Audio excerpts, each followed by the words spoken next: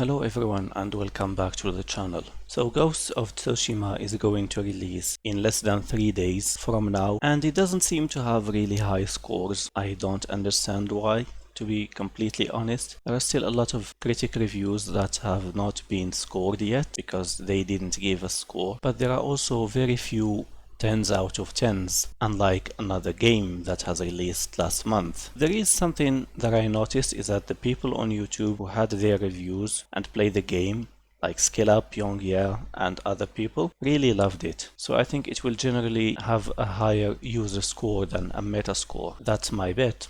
We will see when the game releases and when Metacritic lets you give your own review. But what I don't understand is that when you go to websites like IGN, you find that they are really praising the game. They have very few points that they don't like. I think no game is perfect, and they give it a 9 out of 10 or a 90, which is not really high. And it just keeps me thinking, why does this game have, for example, a 9 when there isn't really this big of an issue with it? And if the reviewer found that the game doesn't have really very big issues, why wouldn't they give it like a 94 or a 95? Of course, that's their website, they can do whatever they want. But again, because The Last of Us Part 2 was a lot more divisive, it got a lot of 10s out of 10s. Maybe they were expecting some identity politics in a samurai game, of which the events date back to centuries ago, essentially. I don't know. Vice didn't like the game, just like they didn't like The Last of Us Part 2 that much. And there are some things in their review that I don't quite understand, like why did they do that? I believe maybe they don't appreciate those cultural bits of the game. I don't know. So the reviewer here is speaking about the story that is not really a very strong one. I think a lot of people agreed on that. It's like your cliche samurai story. In my opinion, it's not really a big of an issue. We know how samurai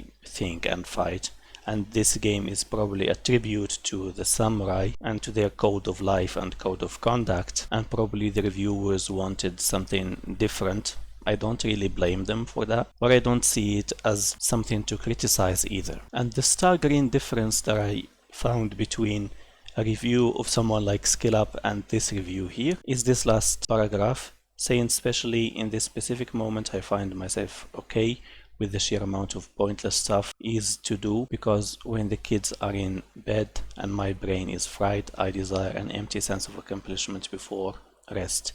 That's not really a high compliment though. And SkillUp said that you don't really have to do those side quests to go forward in the story, because you don't have to do this shitty level up grindy thing in order to become a better samurai. You just have to think well and to play better to become a better samurai. That's what he said in a nutshell. So I don't know who's right or wrong here because I haven't played the game, but it's really interesting to see this big of a difference between two reviewers.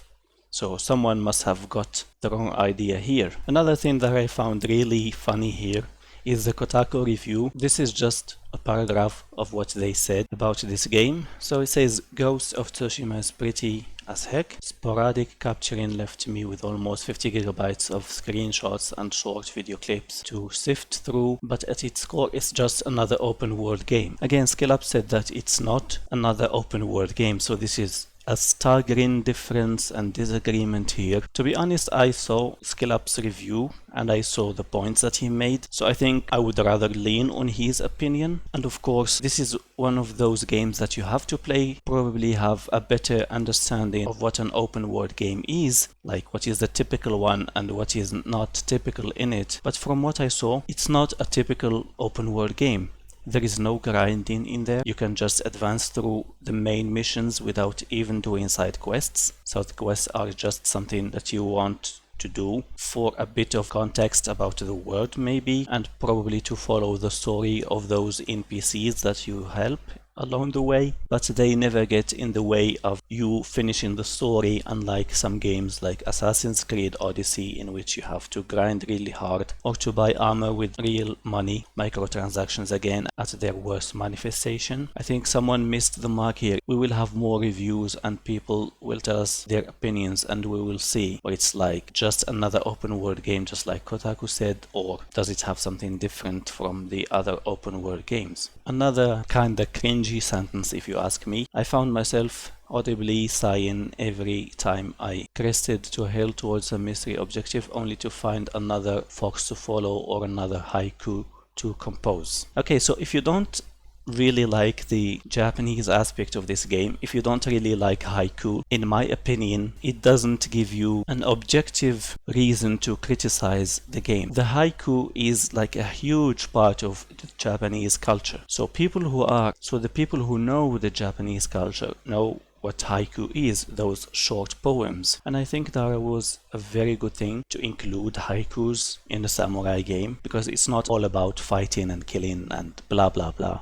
It's also about appreciating the aspects of the game, and to appreciate it, they would probably make you, listen to haiku and relax, just calm down a little bit. Don't go crazy on the story trying to finish it, make it feel like it's a marathon. Or I think this is really not so very smart to say about the game. Carries on and says, these diversions, while unique at first glance, prove to just be busy work as time wore on, which is again better than copying and pasting huge maps from a game and to have this illusion that the game world is big and that there is a lot to do, whereas it is just a copy paste thing like Assassin's Creed does to make you feel, yeah, there is a lot to do in this world. And you can find in the Metacritic a lot of reviews out there. I read some of them, and it just boils down to the game reviewer from said website not liking certain aspects of cultural context and whatnot. I don't think it is smart to include those as something that is kinda negative about the game. If they speak about something like the combat or the story, it would be more objective.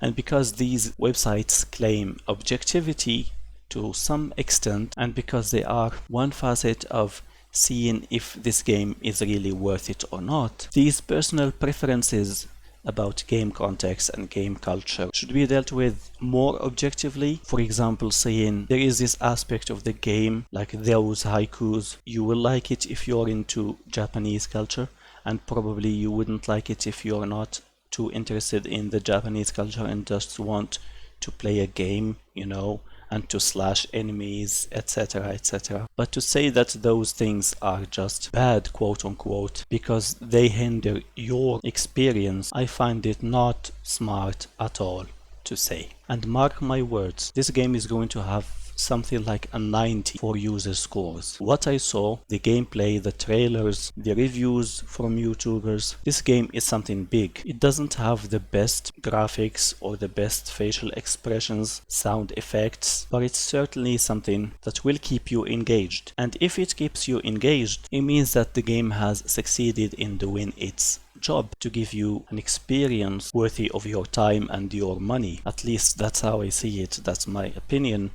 And what's your opinions from the videos and reviews of Ghost of Tsushima? Leave your comments down below, subscribe to the channel, like, and I will talk to you again soon.